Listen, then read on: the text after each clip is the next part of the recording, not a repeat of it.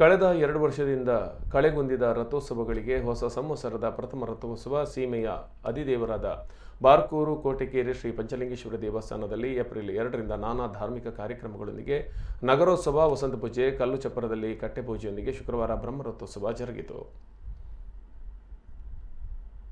ಊರ ಪರವೂರ ಅನೇಕರು ಈ ಬಾರಿ ರಥೋತ್ಸವಕ್ಕೆ ಸಹಸ್ರಾರು ಮಂದಿ ಆಗಮಿಸಿದರು.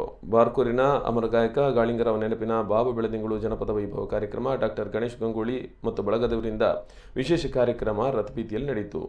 ಜಾತ್ರೆಯಲ್ಲಿ ಈ ಬಾರಿ ಅನ್ಯಕೋಮಿನವರಿಗೆ ವ್ಯಾಪಾರ ವ್ಯವಹಾರಕ್ಕೆ ಅವಕಾಶ ನೀಡದಂತೆ ಹಿಂದೂ ಸಂಘಟನೆ ಮುಖಂಡರು ಕಟ್ಟುನಿಟ್ಟಿನ ಕ್ರಮವನ್ನು ಮಾಡಿದರು. ಬಹುತೇಕ ಅಂಗಡಿಗಳು ಹಿಂದೂಗಳದ್ದೇ ಕಂಡುಬಂತು. ಆದರೆ ರಥೋತ್ಸವದ ಬಳಿಕ ಸುಡುವಂತ ಪ್ರದರ್ಶನ ಈ ಹಿಂದಿನಂತೆ ಮುಸ್ಲಿಂ ಬಾಂಧವರಿಂದಲೇ ನಡೆಯಿತು.